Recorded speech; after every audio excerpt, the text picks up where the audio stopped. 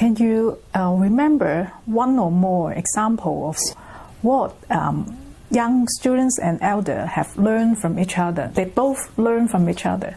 Right. Okay.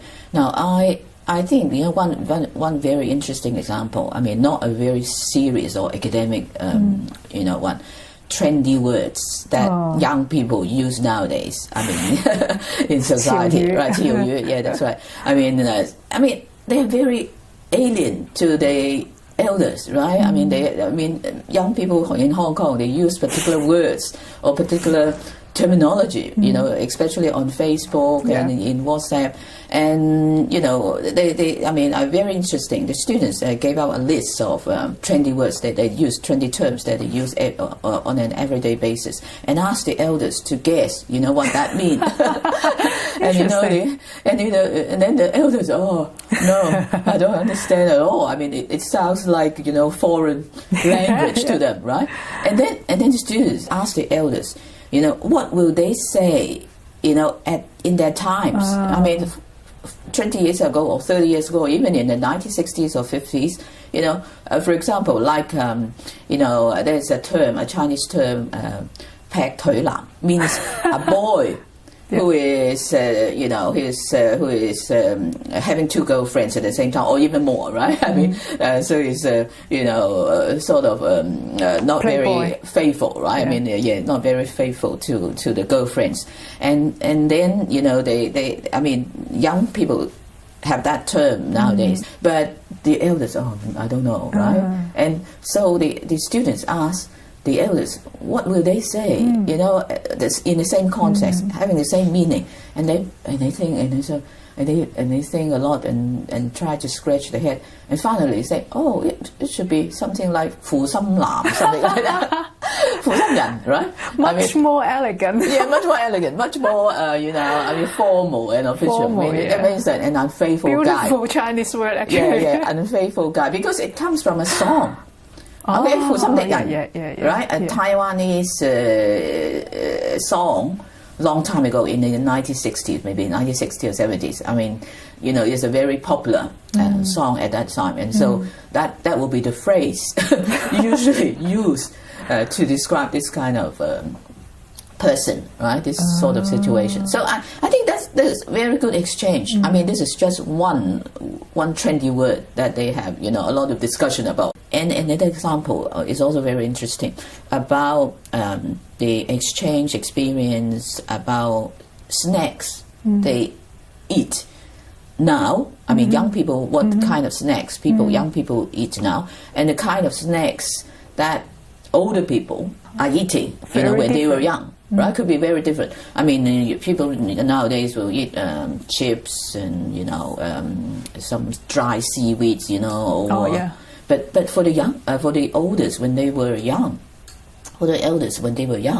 they had the kind of snack they ate was bột仔糕, right? I mean, kind of a little bowl with a steamed like cake, right? Yeah, sort of a steamed cake, in a little bowl, and then they have. What else? 臭豆腐. I mean, those stinky tofu, stinky bean curds, and something like that. I mean, that kind of, again, the young people has a chance to understand the kind of life they had.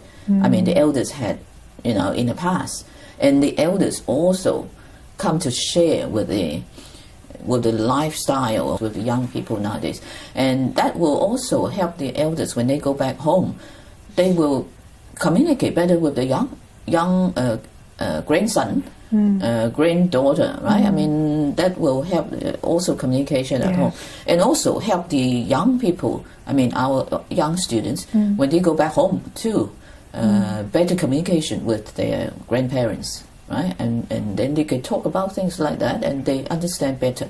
And also songs sharing, like a kind of activity like that. Even as simple as that, and they both enjoy very much. Elders enjoy singing, right, and the young people enjoy singing too. And the young people, they will play music like they are enjoying. They like to enjoy in their leisure time now, right, and then. For the elders, they also enjoy those singing and music, you know, and songs that belong to their times, right? So again, you know, in terms of music, you know, there will be a lot of differences, right?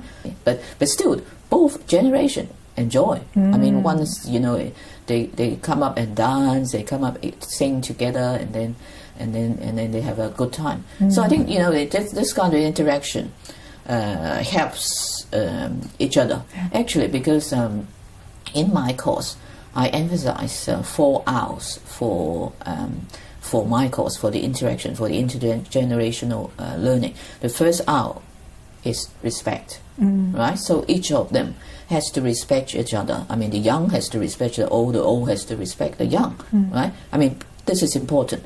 And then the next hour is reciprocal. I mean, reciprocity. That means mutual. I mean, the learning and the understanding is mutual, not just I understand you better, right? And we both understand each other better, and we have learning, I mean, from both of you, right? And then the next one is relevant. That means we have to do something. We have to build on something, an activity that is relevant to each other, right? I mean, if you just talk about your own trendy words nowadays, then the elders may, you know, I mean, may not get too much involved. But if you also ask them to tell you, right, what they say, how they will say that in their time, then, you know, they have the contribution, and they will have also, you know, the kind of, you know, learning and relevancy for both sides. And finally is reflection, reflective. That means the students, when they come back from the community center, when they come back to university, they have to share, they have to present what they have learned, what they have done with the elders, right? And that is reflection. And then finally, they have to do an assignment, which is a service portfolio. That means they have to reflect on the service and what they have learned, and how that service related to the theory that I have taught them at the beginning of the course. You know, how academic theory and understanding is combined with service understanding, you know, actual understanding with the elders when they are interacting with them. So I think that's how we organize the course, and we think, you know, that will you know, surely engage both elders and younger people.